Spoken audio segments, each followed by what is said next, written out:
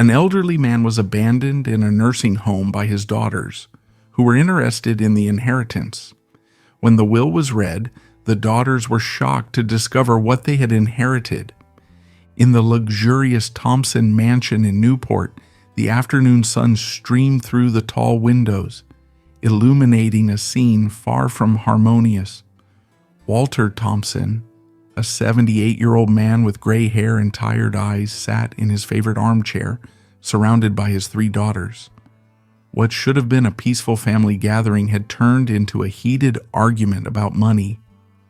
"Dad, you need to understand," Amanda, the eldest daughter, said impatiently. "The mansion is a burden for you now. Selling it would be the most sensible decision." Brenda, the middle daughter, agreed. "Think of all the good we could do with that money. My Senate campaign, for example." Caroline, the youngest, interrupted. "Or expanding my fashion brand. Imagine the legacy you'd leave behind, Dad." Walter looked from one daughter to the other, his heart heavy. He didn't see love in their eyes, only greed for his fortune. When had his little girls turned into these greedy women? Suddenly, a sharp pain shot through Walter's chest.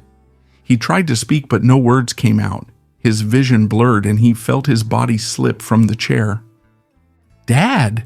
Amanda shouted, finally noticing something was wrong. Chaos erupted in the room. Carolyn rushed to call an ambulance while Brenda awkwardly tried to help her father. Minutes later, which felt like hours, the ambulance arrived. The paramedics worked quickly, placing Walter on the stretcher. The sisters followed to the hospital, each in her own car. In the emergency room, doctors were rushing around. "It's a stroke," one of them informed the daughters. But instead of worrying about their father's health, their first thought was about the will. "Did he sign the new papers?" Amanda whispered to Brenda. "I don't think so," Brenda replied, biting her lip. "This is a disaster." Caroline, meanwhile, was already on the phone with her lawyer. After hours of waiting, the doctor came out of the emergency room. "Your father is stable, but he will need constant care. I recommend a specialized nursing home." The sisters exchanged glances. It was Caroline who spoke up. "We know the perfect place, Golden Sunset." Days later, Walter was transferred to Golden Sunset, a luxury nursing home on the outskirts of town. It was there that he met Sarah Matthews, a 35-year-old nurse with kind eyes and a warm smile. "Welcome, Mr. Thompson," Sarah said, helping him settle into his room. "I'm here to take care of you." Walter just nodded, still unable to speak clearly due to the stroke. But in Sarah's eyes, he saw something he hadn't seen in a long time: genuine compassion. In the weeks that followed, the daughters' visits became increasingly rare. Amanda was busy with her real estate projects, Brenda with her political campaign, and Caroline with her fashion brand. Sarah became the constant presence in Walter's life. She read to him, helped him with physical therapy, and most of all, she listened. Slowly, Walter began to open up, sharing stories from his life through slow words and gestures. One day, Sarah found Walter looking out the window, a tear running down his face. "Mr. Thompson, what's wrong?" she asked gently. Walter turned to her, his eyes filled with sadness. "My life, my legacy, all wrong," he managed to say. Sarah took his hand. "It's never too late to change, Mr. Thompson. It's never too late to do the right thing." At that moment, an idea began to form in Walter's mind. An idea that would change everything, not just for him, but for everyone around him. While Walter was adjusting to his new life at Golden Sunset across town, a middle-aged man rummaged through a dusty box. Jack Morrison, a retired detective, pulled out a yellowed folder with the name Thompson handwritten on it. "I knew I had kept this somewhere," Jack murmured to himself, his eyes gleaming with renewed determination.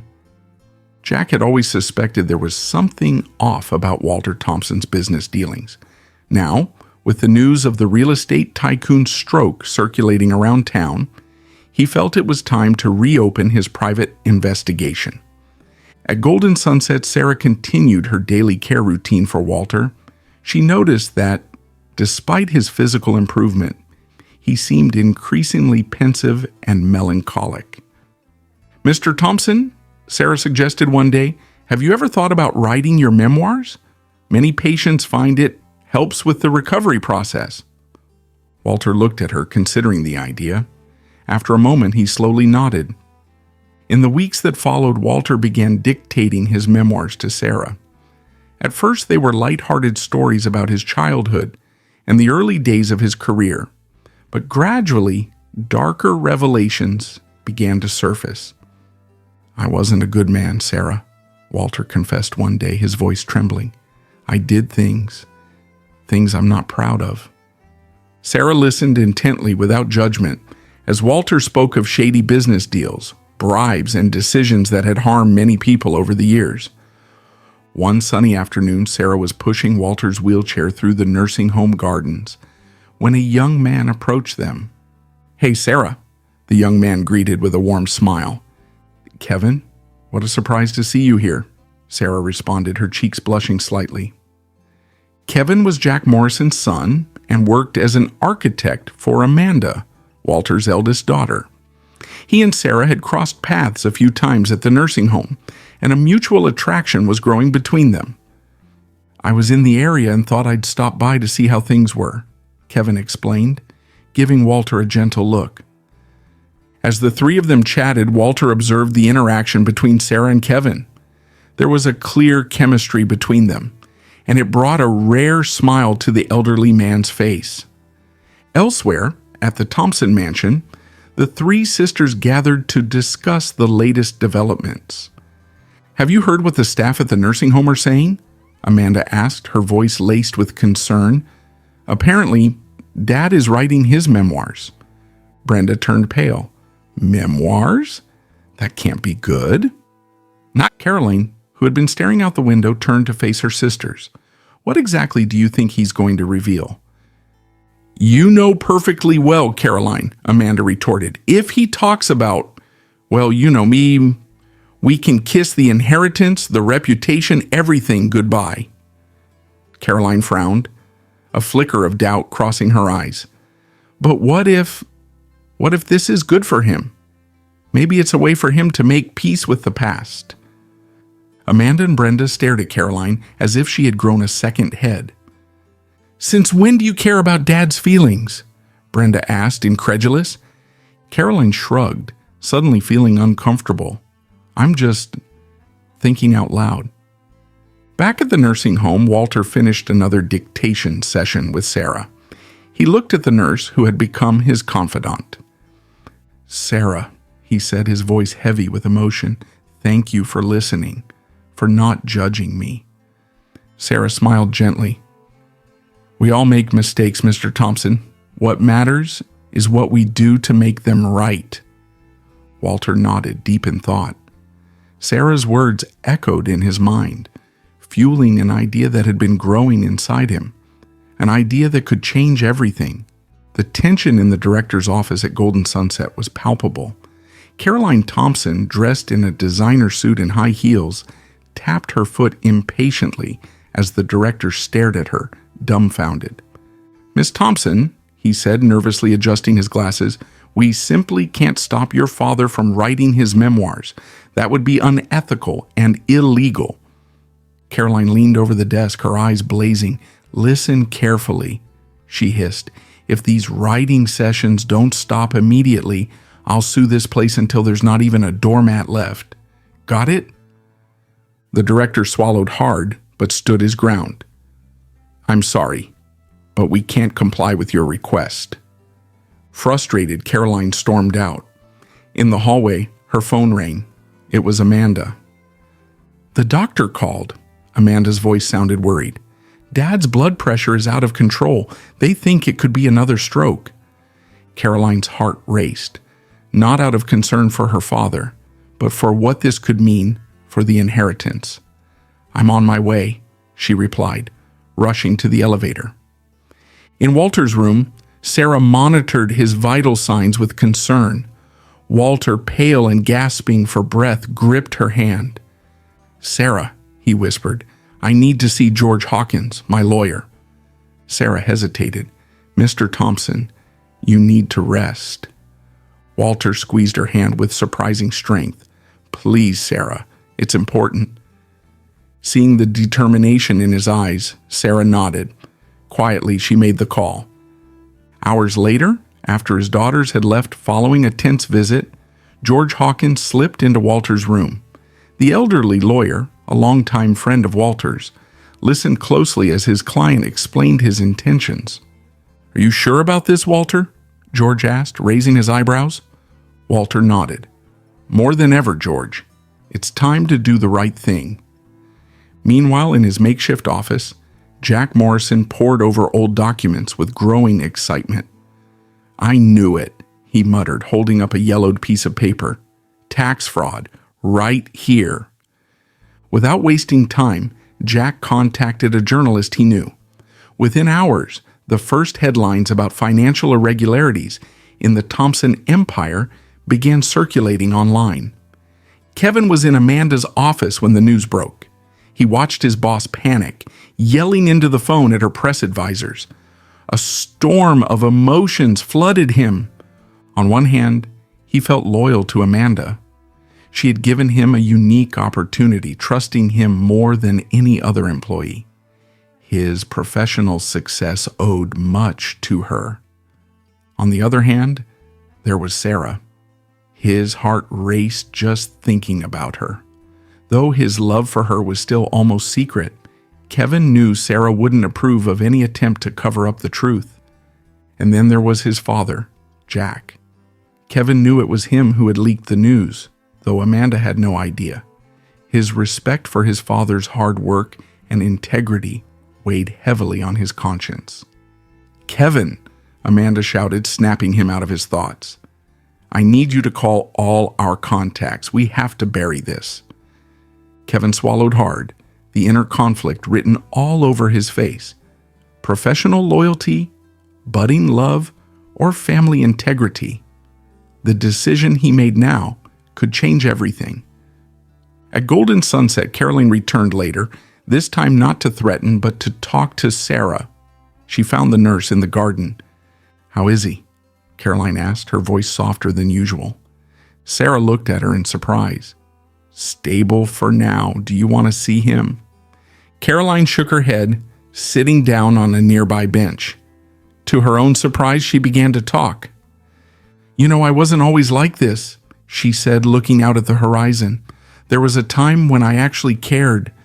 But in this family, well, you learn that feelings are a weakness." Sarah listened in silence, seeing for the first time the vulnerability behind Caroline's tough exterior. "Sometimes," Caroline continued, her voice almost a whisper, "I wonder if there's still time to change, to be different." Sarah placed a comforting hand on Caroline's shoulder. "There's always time, Caroline. Always." The two women sat there in silence as the sun set over Golden Sunset. Inside the nursing home, Walter rested, unaware of the storms brewing around him, about to change the course of many lives forever. The day dawned tense at Golden Sunset. The three Thompson sisters arrived early, determined to talk to their father about the recent newspaper headlines. Walter's room had become a verbal battlefield.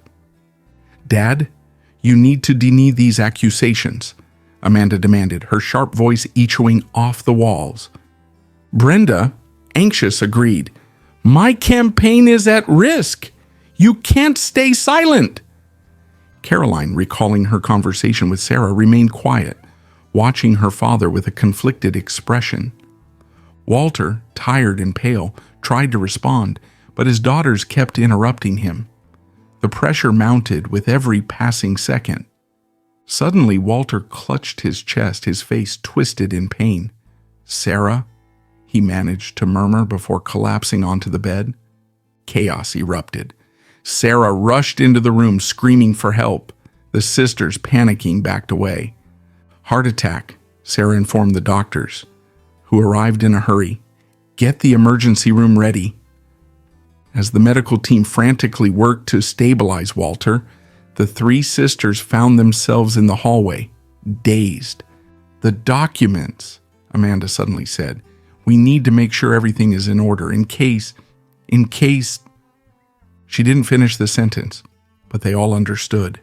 Within minutes, the three were running to their cars, more concerned about paperwork than their father's condition. Sarah, watching the scene, felt a mix of anger and sadness. It was at that moment she made a decision. "Miss Thompson," she called, stopping Caroline in her tracks. "There's something you all need to know. Your father, he finished his memoirs." Caroline's face went pale. "What? Where are they?" "They're safe," Sarah answered firmly, "and they contain everything." The news spread among the sisters like wildfire. The panic was palpable. They knew those memoirs could change everything. Hours passed. Walter was stabilized, but he had slipped into a coma. The doctors weren't sure if he would wake up. In the midst of the confusion, Jack Morrison appeared at the hospital. He pulled Sarah aside into a quiet corner. "I know you're close to Walter," Jack said, his voice low and urgent. "You need to see this." He showed Sarah documents proving tax fraud committed by Walter years ago. Sarah's world spun. "Why are you showing me this?" "Because you need to know the truth about the man you're protecting," Jack replied. Sarah remained silent, overwhelmed by a whirlwind of emotions. She had known about Walter's mistakes, but seeing them documented was different. A moral dilemma tore at her. At that moment, Kevin appeared. Seeing Sarah visibly shaken, he led her to a nearby bench. "Sarah, what's going on?" he asked, concerned. Sarah hesitated, then decided to be honest. "Kevin, that man, he's your father, isn't he?" Kevin nodded, surprised. "How did you—" "He showed me evidence against Walter," Sarah explained. "I'm confused." Kevin took her hand. "Sarah, my father is an honorable man, but I can't interfere with his work, you understand? That doesn't change how I feel about you." The two sat there, hands intertwined, finding comfort in each other amidst the chaos. Meanwhile, the media ramped up its coverage. Speculation about the Thompson empire dominated the news. Walter's company's stock prices plummeted. In the hospital room, Walter lay still, unaware of the turmoil his past actions had unleashed. Sarah, torn between her loyalty to Walter and the truth she had just uncovered, watched the heart monitor, wondering what the future held for them all. The Thompson sisters in their respective offices scrambled desperately to control the damage. But as more details leaked, it became clear that a storm was only just beginning. And at the center of this hurricane, a man in a coma held secrets that could change everything. The next day, George Hawkins's law firm became the unlikely battleground for the Thompson sisters. Amanda, Brenda, and Carolyn stared at each other with fierce looks, the tension thick in the air. "We need to act now," Amanda said, slamming her hand on the table. "While Dad is in a coma, we have to secure our share." Brenda nodded, anxious. "My campaign is sinking. I need that money more than ever." Caroline, however, seemed hesitant. "Shouldn't we wait? He could wake up at any moment." "Wake up," Amanda laughed, but there was no humor in it. "Caroline, be realistic. Even if he wakes up after this scandal, the empire is crumbling. We need to save whatever we can." Amanda's words sparked a glimmer of greed in the other's eyes. Within minutes, they were plotting ways to claim their share of the inheritance, completely forgetting about their father's critical condition. Meanwhile, at the hospital, Sarah continued her vigil by Walter's side. She was startled by Amanda's arrival. "Sarah, dear," Amanda said, her tone dripping with false sweetness, "can we talk in private?" In a secluded corner, Amanda got straight to the point. "How much do you want for my father's memoirs?" Sarah was speechless. "What? They're not for sale, Miss Thompson." Amanda chuckled, pulling out a checkbook. "Come on, everyone has a price. Name yours." Sarah felt her blood boil. "I'm sorry, but there's no amount of money in the world that would make me betray your father's trust." Frustrated, Amanda stomped off, muttering threats under her breath. Sarah barely had time to recover from that encounter when Brenda appeared. "I hear you're causing problems," Brenda said, her tone menacing. "You know, I have powerful friends. It would be a shame if this hospital lost its license, don't you think?" Sarah felt a chill but held her ground. "Are you threatening me, Miss Thompson?" Brenda smiled coldly. "Just stating facts. Think about it." That night, when Sarah finally went home to rest, she didn't notice a slim figure sneaking down the hospital hallway. With her heart racing, Caroline slipped into Walter's room. "Sorry, Dad," she whispered, beginning to rummage through drawers and cabinets in search of the memoirs. Suddenly, the door opened. Kevin walked in, surprised to see Caroline. "What are you doing here?" he asked, suspicious. Caroline froze, her hand just inches away from a folder that might contain the memoirs. For a moment, she saw the disappointment in Kevin's eyes, and something inside her broke. Slowly, she backed away. I just wanted to check on him," she lied, quickly leaving the room. The next day, Sarah met Kevin at the hospital cafe. Exhausted and stressed, she broke down in tears. "They're pressuring me, Kevin," she sobbed. "I don't know how much longer I can take it." Kevin embraced her, feeling his heart race as she leaned into him. "You're stronger than you think, Sarah. I'm here for you." Meanwhile, the media continued its relentless attack. New leaks emerged daily, each more damaging than the last. Walter's once unshakable reputation was now in tatters. The stocks of the Thompson companies were plummeting. Business partners were publicly distancing themselves. The empire Walter spent a lifetime building was falling apart before everyone's eyes. Amidst this chaos, Walter remained in a coma, oblivious to the war raging around him. Sarah, determined to protect her patient and friend, found herself at the center of a storm that threatened to tear everything apart. As night fell over the city, the three Thompson sisters, each in their own homes, planned their next moves. The battle for the inheritance was far from over, and they were willing to do whatever it took to come out on top. Sarah, sitting by Walter's bedside, held his cold hand. "Please, Mr. Thompson," she whispered, "wake up. They need you now more than ever." But Walter remained still, his future and the futures of everyone around him hanging by a thread. Kevin walked through the corridors of Amanda's office, his mind a whirlwind of conflicting thoughts. As he passed the meeting room, a low conversation caught his attention. He recognized Amanda's voice along with that of some lawyers. "We need to invalidate any new will," Amanda was saying. "Use every legal resource possible. If necessary, we can claim he wasn't of sound mind." Kevin's heart raced. He knew he couldn't remain silent in the face of such manipulation. Without thinking twice, he rushed to the hospital. Sarah was checking Walter's vital signs when Kevin burst into the room, breathless. "Sarah, I need to tell you something," he said, closing the door behind him. "Amanda is planning to contest any new will. She wants to use legal means to invalidate Mr. Thompson's wishes." Sarah turned pale. "Kevin, you could lose your job for telling me this." Kevin took her hands. "Some things are more important than a job." At that moment, Jack Morrison walked into the room, interrupting the intimate moment between Sarah and Kevin. "Sarah, may I speak with you privately?" Jack asked, then noticed his son. "Kevin, what are you doing here?"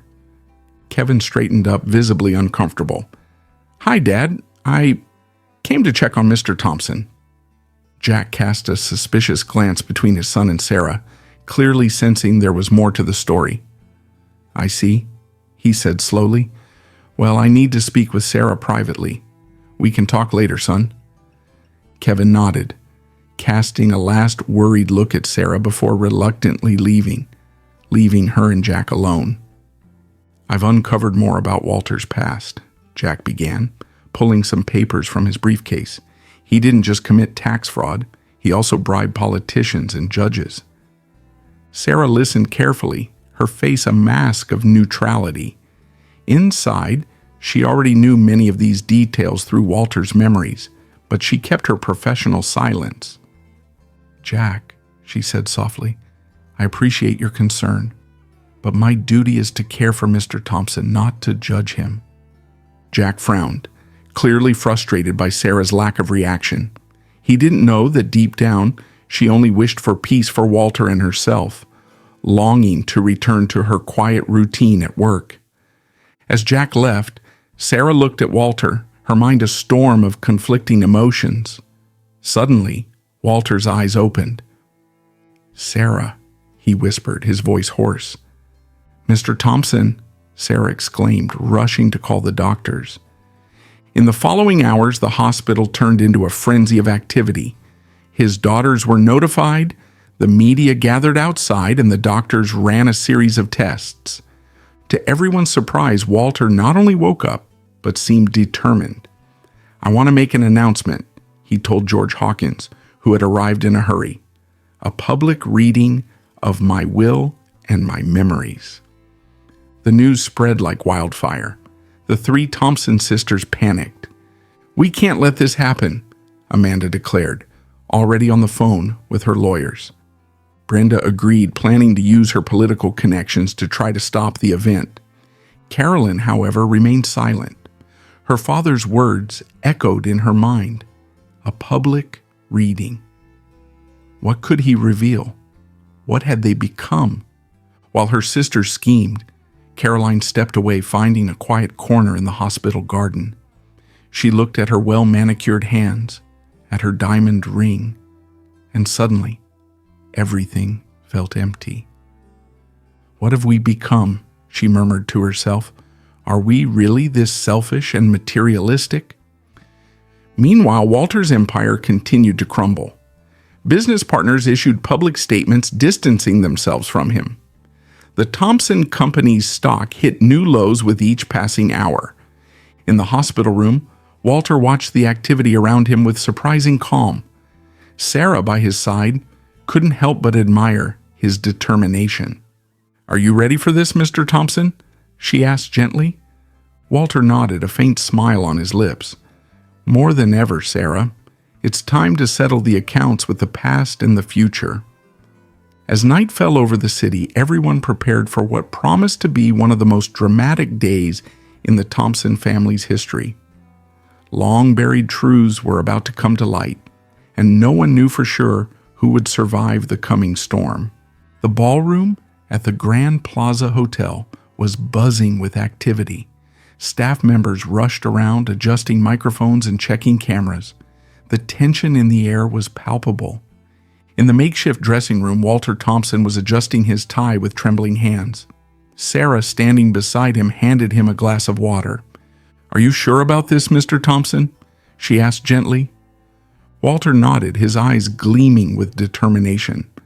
"More than ever, Sarah. It's time for the truth." "You're very brave," Sarah said, giving his shoulder a light squeeze. "No matter what happens out there, I'm proud of you." Walter gave her a faint smile. "Thank you, Sarah. Your strength has been my support these last few months." Outside, Amanda and Brenda were making frantic phone calls, trying one last move to stop the event.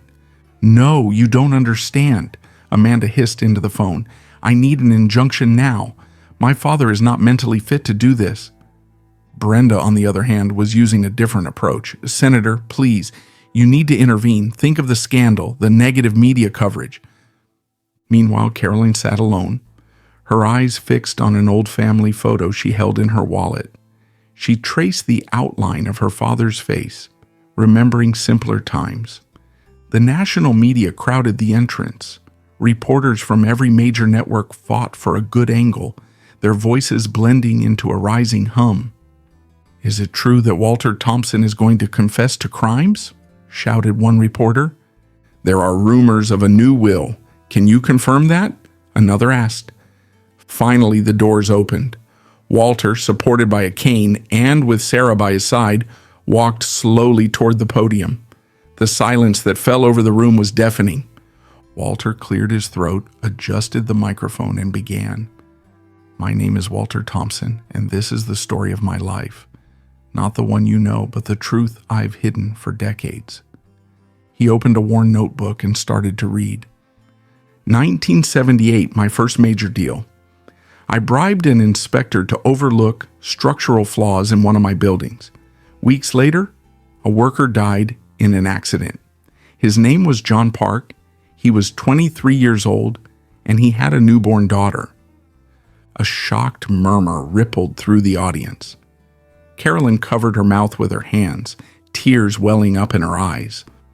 Walter continued, his voice heavy with emotion. I remember the day I got the news. I was celebrating the project's success in my office when my assistant walked in, pale as a ghost. Mr. Thompson, he said, there's been an accident. At that moment, I knew I had crossed a line from which there was no turning back. He paused, swallowing hard before going on. 1985, the acquisition of riverfront properties. I blackmailed the owner, threatening to expose his extramarital affair. He killed himself 2 months later. He left behind 3 children. Amanda and Brenda exchanged horrified looks. Their pale faces contrasted with the flush of shame spreading across them. His name was Robert Dawson, a decent man who made a mistake. I used that mistake to destroy him. The night I heard about his death, I drank myself into oblivion, trying to drown the guilt, but it never went away. 1992, my campaign for city council. I bought votes, threatened opponents. I used the office to push through projects that made me and my friends rich, while entire communities were displaced. With each revelation, the shock in the room grew. Journalists typed furiously on their laptops. Cameras clicked incessantly. I remember an elderly woman, Margaret Jenkins, 78 years old. She begged not to be removed from her home. My grandchildren grew up here, she said through tears. I ignored her, seeing only the millions that plot of land would bring me. Walter paused, taking a sip of water with shaking hands. His eyes found his daughters in the front row. Amanda looked furious.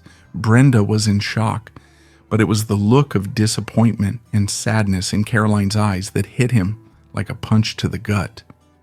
He took a deep breath and continued, but the worst of all, my greatest regret, is how I treated my family. My obsession with power and money poisoned the love I had for my daughters. I turned them into smaller versions of myself, teaching them to value success over compassion, money over love. Amanda, my eldest, Walter said, looking directly at her. I remember the day you brought home your first A. Instead of celebrating, I asked why it wasn't an A+. I planted in you an insatiable thirst for perfection. Turning to Brenda, he went on, and you, my dear Brenda. When you wanted to be a teacher, I laughed. Teachers don't get rich, I said. I pushed you into politics, not because it was your dream, but because it was mine. Finally, his eyes landed on Caroline. Caroline, my youngest. You had such a big heart, so full of love, and I taught you to harden that heart, to see the world as a game where only the strong survive. Caroline could no longer contain herself. Sobbing openly, she stood up and ran out of the room.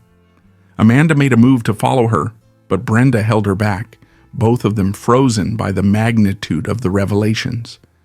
Walter, tears in his eyes, concluded, I'm here today not to ask for forgiveness, but to offer the truth. And with that truth, I hope that those I've harmed can find some peace. And maybe, just maybe, my daughters can learn from my mistakes and choose a different path. The silence that followed was deafening. Then slowly someone started to clap. It was Kevin, standing next to Sarah, his eyes shining with a mix of admiration and respect. That was incredible, Kevin whispered to Sarah.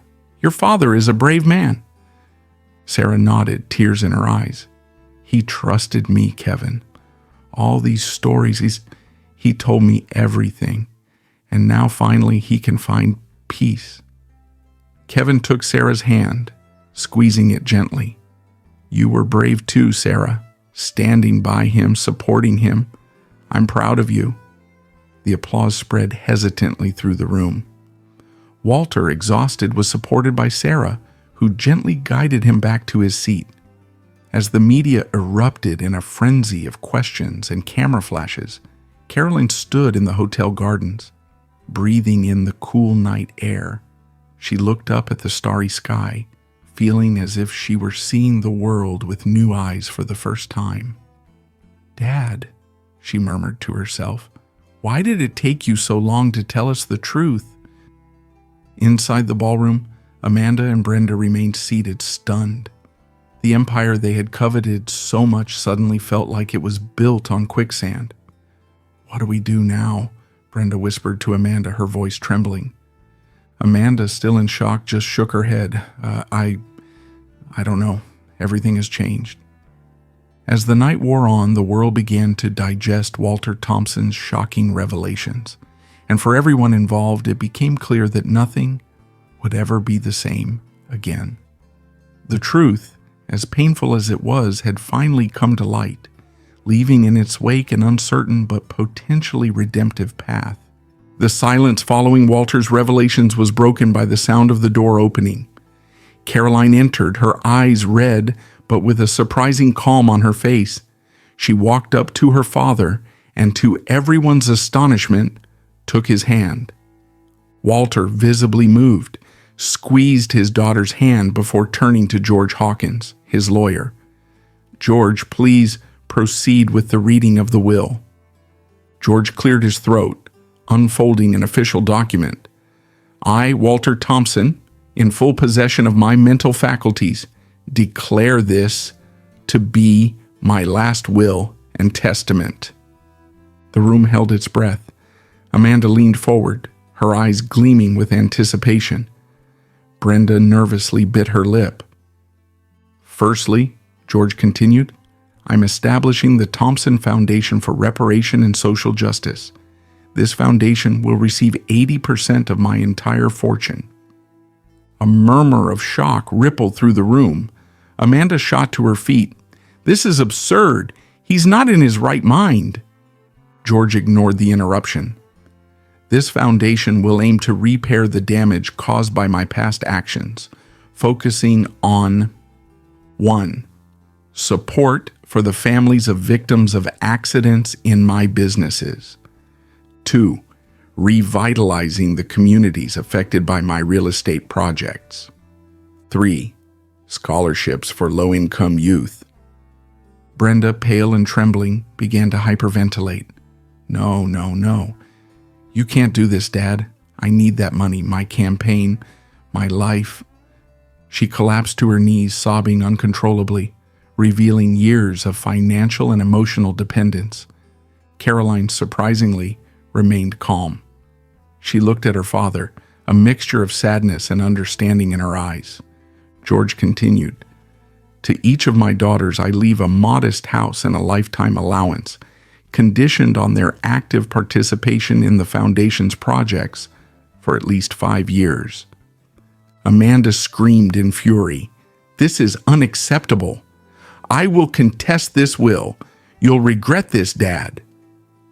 Walter, tired but determined, responded softly, Amanda, I hope that one day you understand. This isn't punishment. It's a chance for redemption for all of us.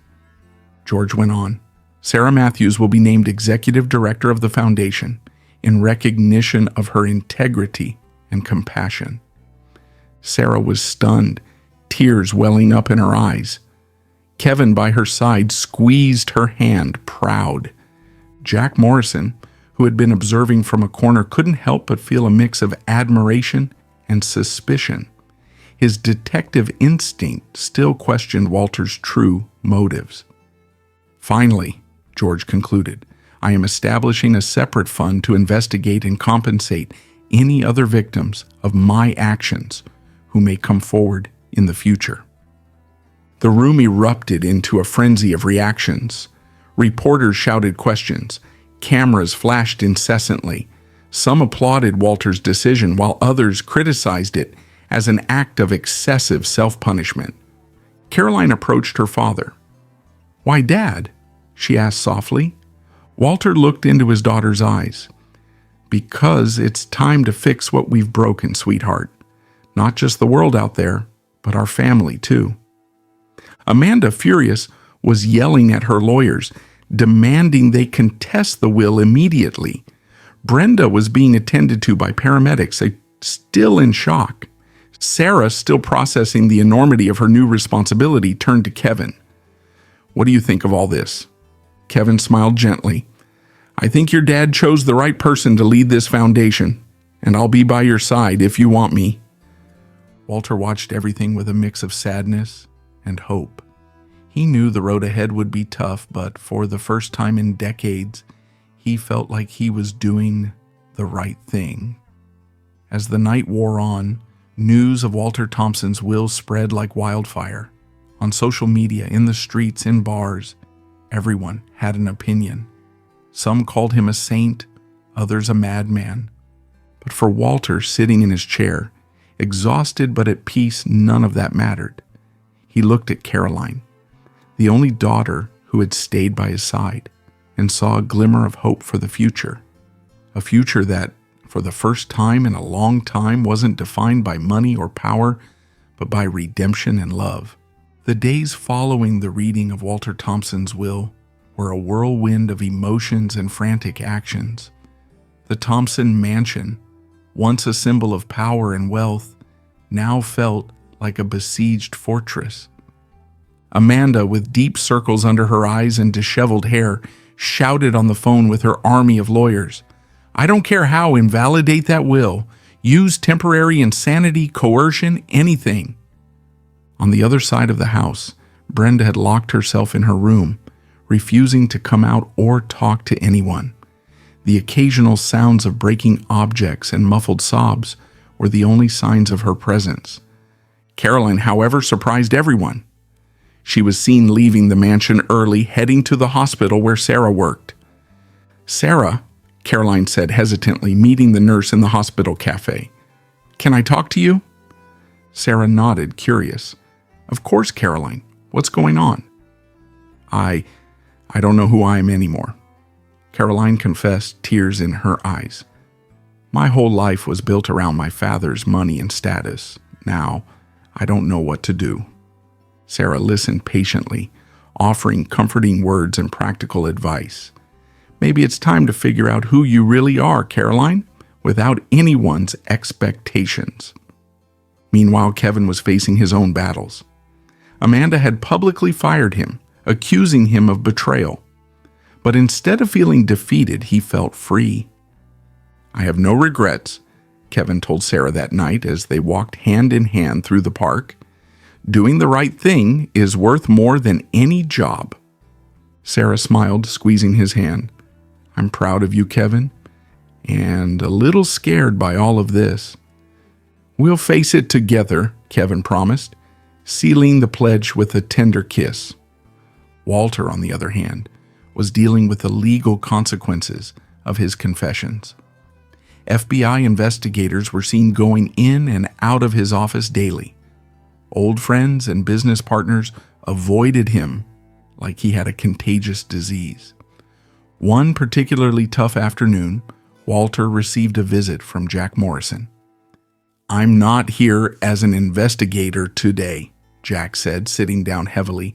"I'm here as a man who respects what you did, as hard as it was." Walter nodded, grateful for the unexpected gesture of understanding. The creation of the Thompson Foundation faced its own challenges. Sarah, new to managing large organizations, spent sleepless nights studying and planning. "It's scary," she confessed to Walter during one of her visits. "So much responsibility, so many lives we can impact." Walter smiled gently. "That's why I chose you, Sarah. You genuinely care." As the foundation took its first steps, it met resistance from all sides. Businessmen, afraid their own questionable practices would be exposed. Politicians, worried about losing donations. Even some of the supposed victims, suspicious of the true intentions behind the reparations. Brenda, after days of isolation, finally emerged. But she wasn't the same. Her eyes, once shining with ambition, were now dull and distant. "I'm leaving," she coldly announced during a tense dinner. "I don't want to be part of this redemption farce." Her words dropped like stones in the silence of the dining room. Walter tried to reach out to her, but she pulled away sharply. "You've destroyed everything, Dad," Brenda hissed. "Our family, our legacy. I hope you're happy with your clean conscience." With those words, she left, leaving behind an even more fragmented family. Caroline, witnessing the scene, felt a determination grow inside her. She turned to Walter and Sarah. "I want to help," she said simply. "I don't know how yet, but I want to be part of this." Walter felt a mix of pride and sadness. One daughter lost, another found. The consequences of a life of wrong choices continued to unfold, for better or for worse. As night fell over the city, the Thompson family, or what remained of it, faced an uncertain future. But for the first time in decades, it was a future built on truth, however painful that might be. The community center hall in Newport was buzzing with activity. Colorful banners announced the first annual event of the Thompson Foundation, and the chatter of hundreds of voices filled the air with anticipation. Sarah, looking elegant in a blue suit, adjusted the microphone on the stage. Her eyes met Kevin's in the front row, and she smiled, the wedding ring on her finger gleaming. "Is everything ready?" Kevin asked as he approached the stage. Sarah nodded, a mix of nervousness and excitement in her voice. "Almost. I still can't believe we got so many people together." Kevin took her hand, squeezing it gently. "You made this happen, Sarah. I'm so proud of you." She smiled, remembering the journey that brought them here. "We made this happen together. Who would have thought that taking care of Walter would change our lives like this?" On the other side of the hall, Walter, now using a cane but with eyes shining with determination, watched everything with a mixture of pride and humility. "Dad?" a voice called out. It was Caroline, unrecognizable in her simple dress and tied-up hair. "It's time." Walter nodded, recalling how things had changed over the past year. "Caroline, you look different," he commented, a smile on his lips. Caroline chuckled softly. "A good different, I hope. I've learned there's more to life than just appearances." Walter placed his hand on his daughter's shoulder. "You have no idea how proud I am of you, dear." Caroline had surprised everyone by transforming her fashion brand into a social enterprise. Her new collections, made by underprivileged communities, told stories of overcoming in every piece. "You know, Dad," Caroline began, her voice soft and reflective, "I never thought I'd feel so fulfilled selling clothes that cost a tenth of what I used to charge." Walter laughed. "Life has a way of surprising us, doesn't it?" At that moment, Amanda approached, carrying a stack of folders. Her face, once always perfectly made up, now displayed a natural and determined beauty. "Sorry for the delay," she said, slightly out of breath. "I've been finalizing the details for the new housing project in East Newport." Walter still could hardly believe his eldest daughter's transformation. After months of resistance and legal battles, something had changed. "Amanda," Walter began hesitantly, "I know I wasn't always, well, you know, but seeing you like this, so dedicated, makes me think that maybe I did something right after all." Amanda looked at her father, her eyes filling with tears. "Dad, She paused, taking a deep breath. "I spent so much time trying to prove my worth through money and power. But that day, when I visited the first housing project, it was like something clicked inside me." Walter hugged her, feeling the weight of years of estrangement slowly dissipating. "I never thought building homes for others would make me feel more at home," Amanda confessed, her voice thick with emotion. The sound of applause brought everyone back to the present. Sarah was starting the event. "Welcome to the first annual event of the Thompson Foundation," she began. "Today we celebrate not only what we've achieved, but the lives that have been touched and transformed." One by one, beneficiaries of the foundation took the stage to share their stories. A young woman who received a scholarship, a former homeless man who now had a roof over his head, a community that gained a new health center. Maria, a 60-year-old woman, shared her story with a trembling voice.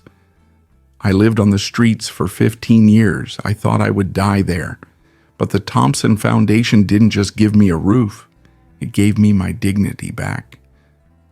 Walter felt his heart tighten with each story. These were small steps, but significant ones. When it was his turn to speak, Walter slowly walked to the microphone, leaning on Caroline for support. "A year ago," he began, his voice trembling, "I was a different man. A man who measured success in dollars and cents, not in smiles and transformed lives." He paused, his eyes scanning the audience. "Today, I see that the true legacy isn't what we leave in our wills, but the impact we have on the lives around us. Each of you here is part of that legacy." His eyes lingered on an empty seat in the front row, reserved for Brenda. The pain of his daughter's absence was palpable. "Not all wounds can be healed," Walter continued, his voice thick with emotion. "Some scars take longer to mend, but we'll keep trying day by day." After his speech, Sarah approached Walter, tears in her eyes. "Walter, that was incredible. You really have changed." Walter smiled sadly. "I've changed, but at what cost? Brenda still doesn't want to see me." Sarah placed her hand on his shoulder. "Give it time.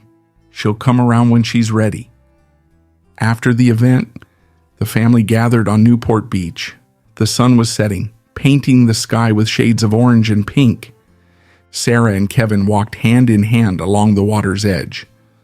"You know," Kevin said, gazing at the horizon, "when I started working for Amanda, I never imagined we'd be here today." Sarah laughed. "You mean married or helping run a foundation?" Kevin pulled her close. "Both, but mostly making a real difference." Not far away, Amanda and Caroline sat on the sand, talking quietly and occasionally laughing like they hadn't in years. "Remember when we were little and fought over everything?" Caroline asked, drawing in the sand with a stick. Amanda smiled, nostalgic. "How could I forget? I was so competitive." "Was?" Caroline teased, making them both laugh. Amanda grew serious for a moment. "Carr, do you think one day Brenda will forgive us? We'll forgive Dad?" Caroline sighed. "I hope so. But I understand why it's so hard for her. We both had our careers, our independence. Brenda, she lost everything." Walter watched everything from a distance, his heart full. A flashback came to him. He and his young daughters building sandcastles on this very beach decades ago. The innocence of those moments, lost for so long, seemed to be slowly returning. "It's a beautiful sight, isn't it?"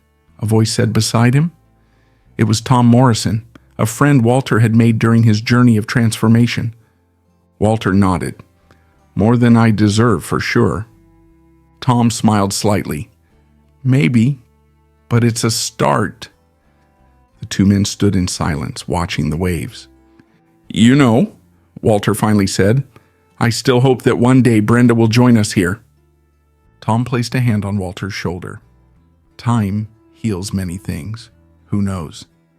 "Tom," Walter began, turning to face his friend, "thank you for everything, for standing by me when I was trying to change." Tom shook his head. "You always had the potential inside you, Walter. You just needed a little encouragement to find it." As night fell over Newport, the Thompson family and their close friends remained on the beach, reluctant to end such a meaningful day. Walter, seated in a beach chair Kevin had brought, watched his daughters attempt to build a sandcastle by the light of improvised lanterns. "Dad, do you remember how you used to make those perfect towers?" Caroline asked, frustrated with her crumbling attempt. Walter chuckled softly. "The secret is in the ratio of water to sand, dear. Not too wet, not too dry." Amanda, focused on sculpting an elaborate window, looked up. "Funny how those sandcastle lessons apply to life, isn't it? Balance is everything." Amanda's casual comment stirred a moment of reflection in Walter. "You're right," he said, his voice heavy with emotion. "I spent so much time building ivory towers that I forgot about the truly important things." Sarah, who was sitting nearby with Kevin, leaned forward. "Walter, I think we've all learned a lot this past year about what really matters." Kevin nodded, adding, "It's amazing how life can change completely in such a short time. A year ago, I was working for Amanda, focused only on my career. And now," he looked at Sarah, the love evident in his eyes. "Now you're married to the most dedicated nurse I've ever met," Amanda teased, tossing a handful of sand toward Kevin, who laughed, dodging it. Sarah blushed slightly. "It still feels surreal sometimes. From caring for Walter as his nurse to being part of all this." Walter smiled warmly at Sarah. "You did so much more than just take care of me, Sarah. You helped us see what really matters." The sound of laughter echoed across the beach, a melody that hadn't been heard around Walter in a long time. He closed his eyes for a moment, absorbing the sound, etching it into his memory. When he opened them again, he noticed Tom Morrison walking toward him, carrying a box. "Sorry to interrupt the family moment," Tom said with a smile, "but I thought this might be appropriate for the occasion." He opened the box, revealing a bottle of champagne and some glasses. "Tom, you didn't have to," Walter began, but Tom cut him off with a gesture. "It's not every day we celebrate a new beginning, Walter, and trust me, this is something worth celebrating." As Tom poured the champagne, Walter couldn't help but notice how even this simple gesture seemed different now. In the past, champagne was just another status symbol, something used to impress others. Now it was a way to mark a precious moment with people he loved. "A toast," Walter said, raising his glass, "to family, to new friends who have become family, and to new beginnings." "And to lessons learned," Amanda added, her gaze meeting her father's. "To hope," Caroline added. "To love," Sarah and Kevin said in unison, making everyone smile. Tom raised his glass. "And to the true legacy we are building together." As the glasses clinked, Walter felt a wave of emotion wash over him. He looked at each face around him, his daughters, who had grown and changed so much, Sarah and Kevin, whose love had blossomed amidst turmoil, and Tom, a true friend who supported him on his journey of transformation. But there was one face missing that weighed heavily on his heart.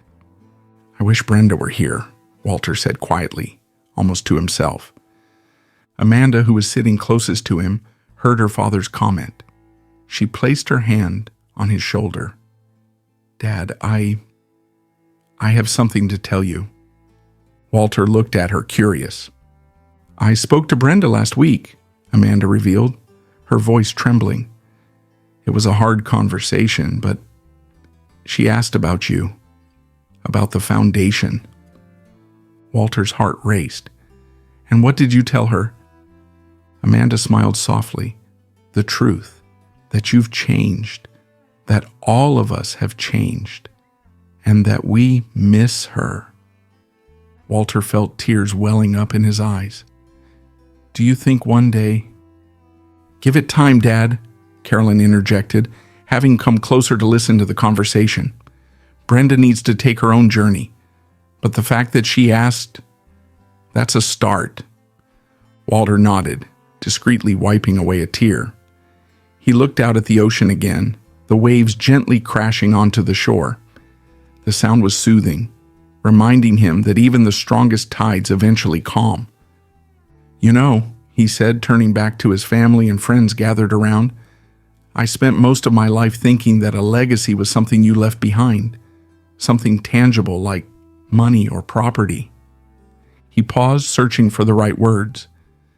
But now I realize that the true legacy is something we build every day. It's the lives we touch, the changes we make, no matter how small. It's about creating a positive impact that lasts long after we're gone. Sarah smiled, nodding, and it's about the connections we make, the people we love, and the second chances we give and receive, Kevin added. Walter raised his glass again. So let's have one more toast to the future we're building together and to the hope that one day our family will be whole again. The glasses clinked once more, the sound echoing through the night. As the moon rose in the sky, casting its silver light over the scene, Walter Thompson felt a peace he hadn't experienced in a long time. There, surrounded by his family and close friends, with the sound of the waves in the background and the warmth of love and acceptance surrounding him, Walter knew that no matter what the future held, he was finally on the right path, the path home.